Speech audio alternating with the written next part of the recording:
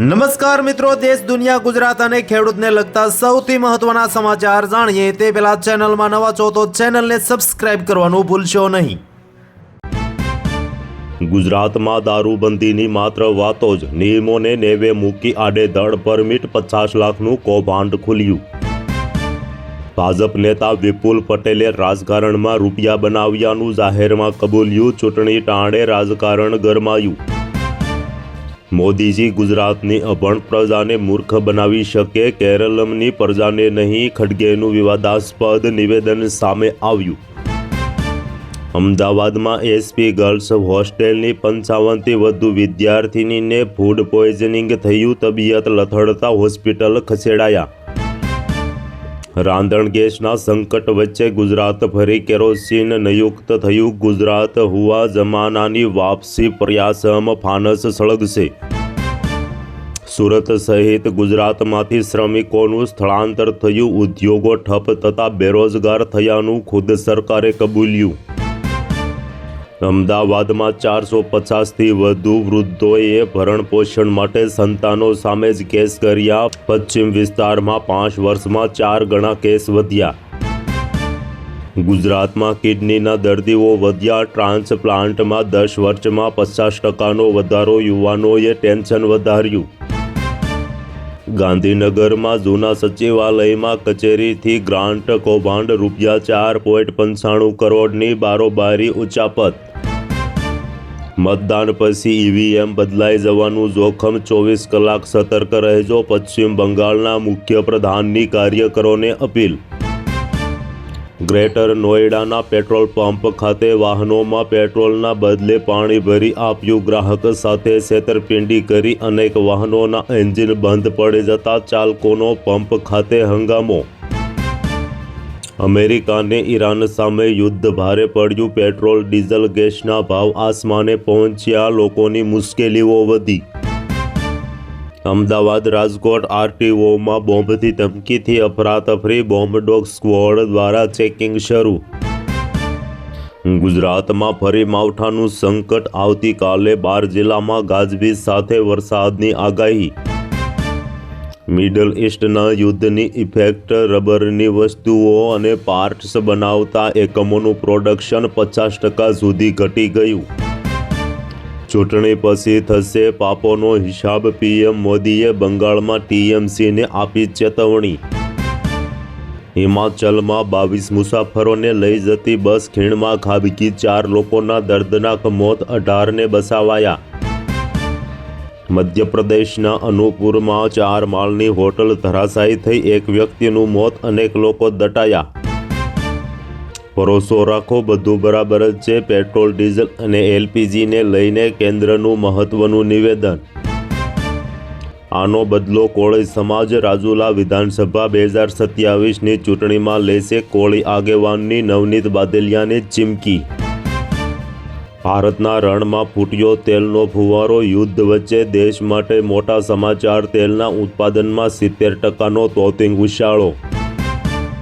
યુદ્ધ વચ્ચે ઈરાને કર્યા ગુજરાતના વખાણ, હર્ષ સંઘવીની પોસ્ટનો ઈરાની દૂતાવાસે આપ્યો જવાબ। બાંગ્લાદેશ ક્રિકેટમાં આવ્યો ભૂકંપ, 7 સભ્યોએ આપ્યા રાજીનામા। ભારત વિરુદ્ધ પણ ઝેર ઓકવામાં આવ્યું।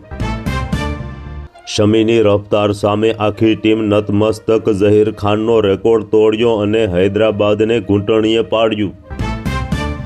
કર્મચારીઓ માટે ગુડ ન્યૂઝ, હવે વધેલી રજાઓના દર વર્ષે મળશે પૈસા। નવા લેબર કોડથી કર્મચારીઓની મોજ। યુદ્ધ વચ્ચે શાંતિ મંત્રણાની વાતો, ઈરાને અમેરિકાની પોલ ખોલી, ઇઝરાયેલે કરી પાકિસ્તાનની ફજેતી। ગુજરાતના લોકો અભણ, મલ્લિકાર્જુન ખડગેના નિવેદનથી સર્જાયો ભારે વિવાદ। સીએમ ભૂપેન્દ્ર પટેલે કોંગ્રેસને આપ્યો આકરો જવાબ। તારીખ નોંધી લો, 10 એપ્રિલ 2026થી ફાસ્ટેગ પર સરકારનો મોટો નિર્ણય। હાઈવે પર મુસાફરીના નિયમો બદલાશે।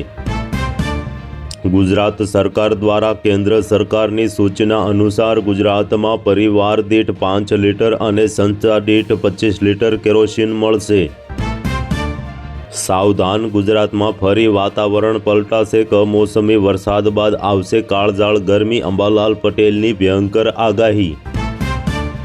એક સાથે સક્રિય 4 ચક્રાવતી સિસ્ટમ. ગુજરાત સહિત અનેક રાજ્યોમાં માવઠાની આગાહી. હવામાન વિભાગની ચેતવણી.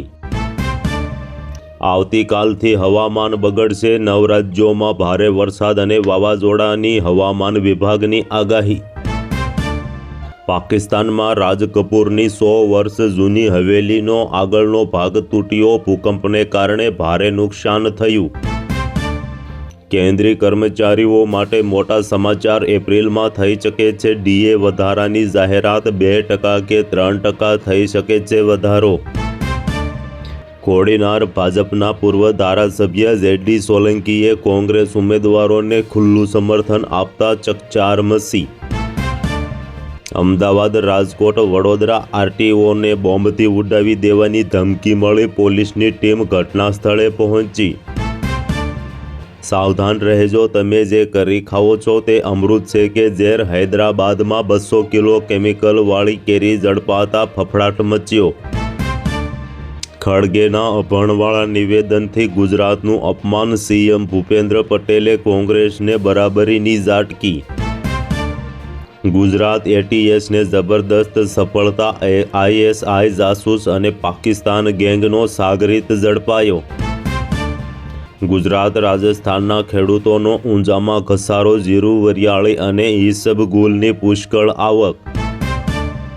ભૂપેન્દ્રભાઈ 2% વધુ ખમશે પણ આડું અવળું કરનારને સરકાર પાડી દેશે. સીએમએ વિપક્ષને રોકડું પર ખાવ્યું.